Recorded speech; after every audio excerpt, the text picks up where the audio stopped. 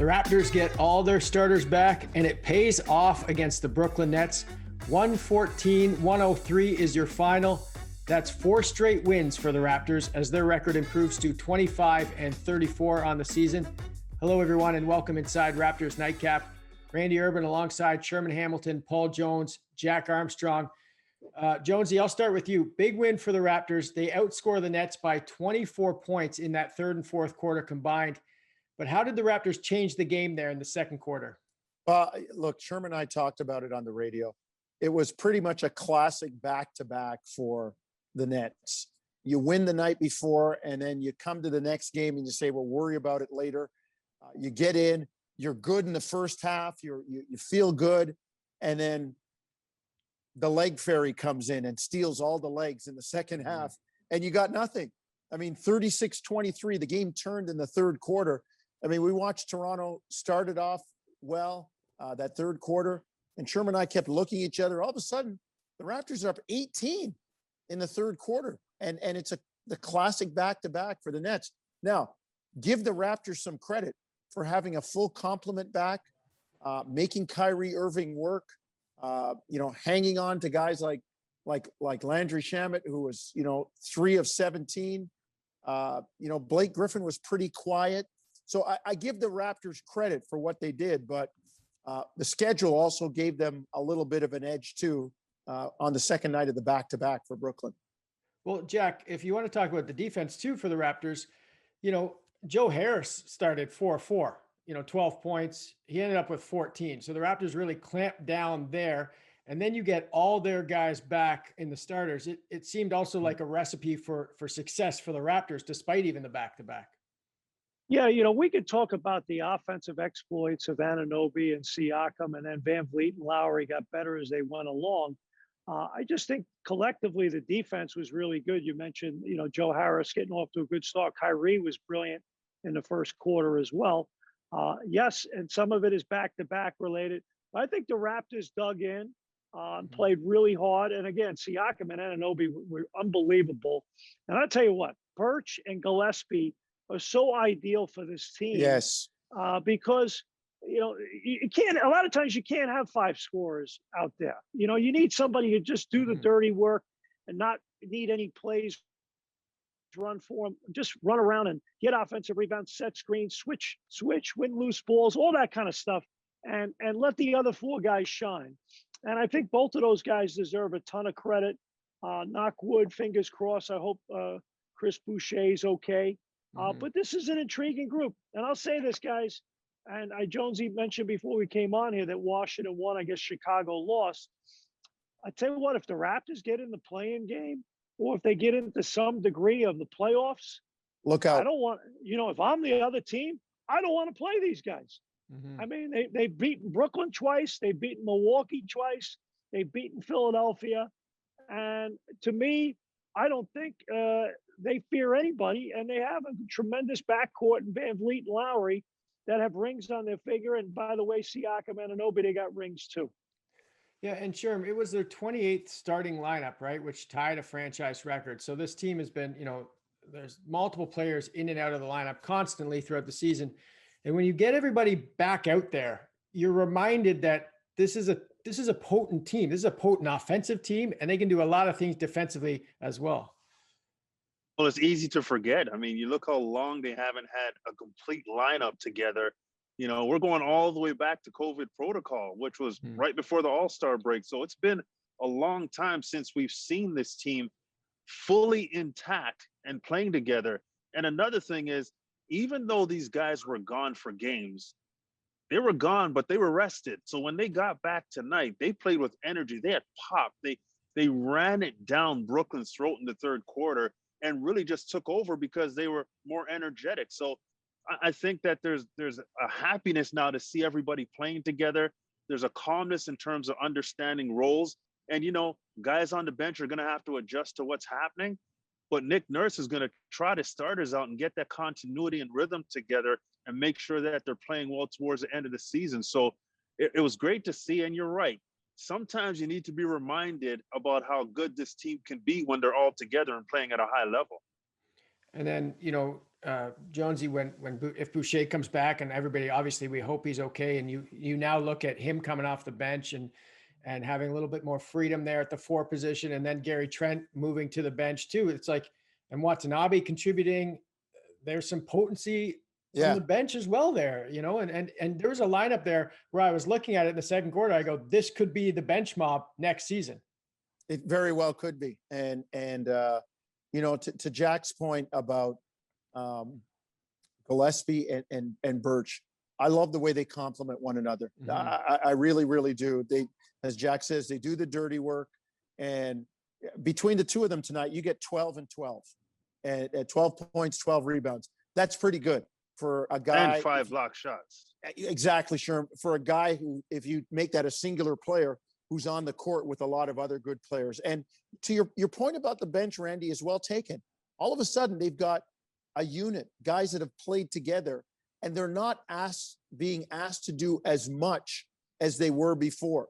Now that Fred, Kyle, Pascal, and OG are back, you don't have to go in there and play 31, 32 minutes and carry us.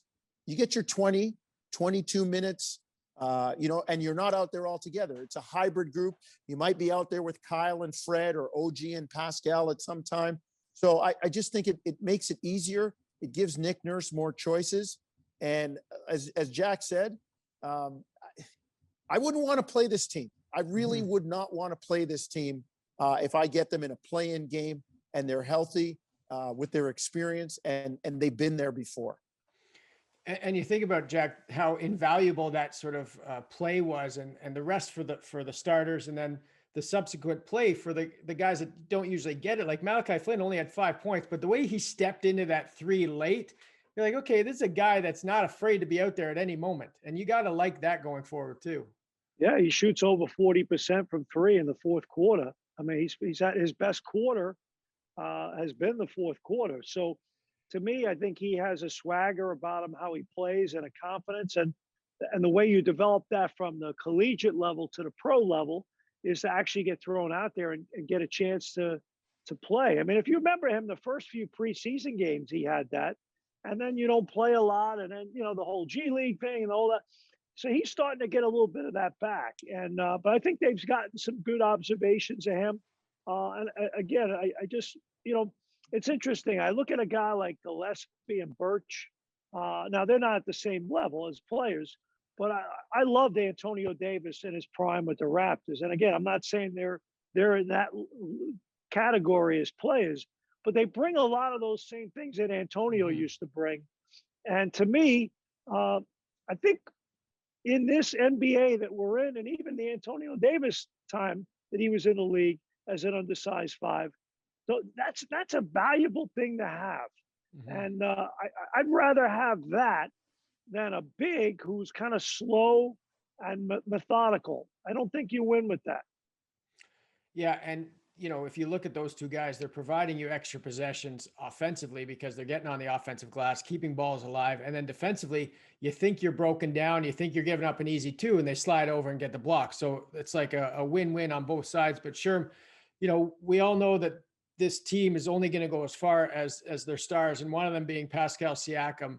He was awesome tonight and really shared the ball, was decisive when he got it in close to the rim. Just describe what you liked from his game.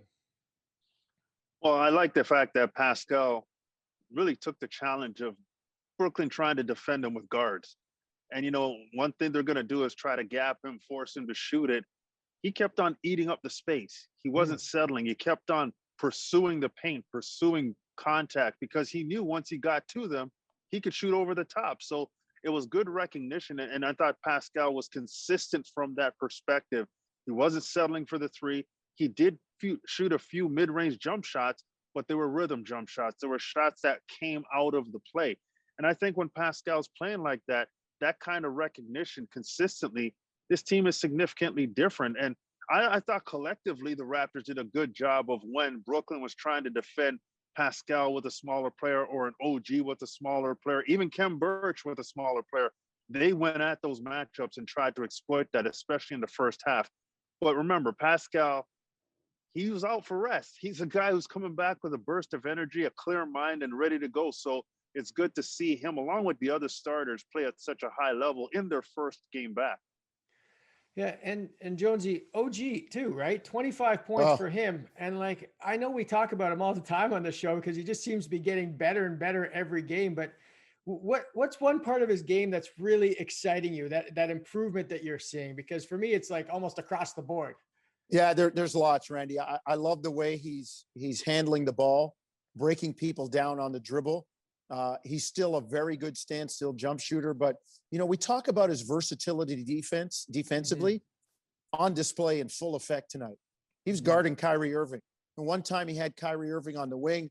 Irving kind of beat him. He thought he had him beat, had OG on his right shoulder. He went airborne. OG just ate him up and blocks the shot. And now it turns into a dunk for Anunoby on the other end. And that's the stuff that excites me, because when you win with defense. And you see a guard switching on to Anunoby and thinks, okay, I got a bigger, slower guy that can't move laterally. And, he gives him his Sunday best, and OG's right there. And that happened with Kyrie Irving a couple times tonight. And when he didn't block shots, he forced him to give it up. He forced him into tough shots. And there's a guy who's a master of it all, Kyrie, and OG was right with him. So his game just excites me in general, Randy. And I love when he kind of decides he's going to crank it up and get it going, because he's a heck of a player when that happens. Jack, real quick, 20 seconds left in the show. They got to beat the Knicks on Saturday. Knicks playing well too, but how do they do it? Well, Randall's the guy you got to stop, and you got to come out and play with incredible force, because they come out and they beat you up, and they're very, very physical. So, and you're right, the Knicks are playing great. They're in a big game tonight against the Atlanta Hawks. So there's a lot to play for them as well. All right, guys, appreciate you doing this. Sherm, just so you know, he was talking about Julius Randle, not Randall Urban. So you're not that different. You're not that hard to stop, bro. You're not that hard to stop. I played against you. You and I were good together. I thought, whatever. Yeah, we were actually. Yeah. Actually, yeah, we were. I appreciate you guys doing this. Next game for the Raptors, Saturday, 1 p.m. Eastern. We'll see you then.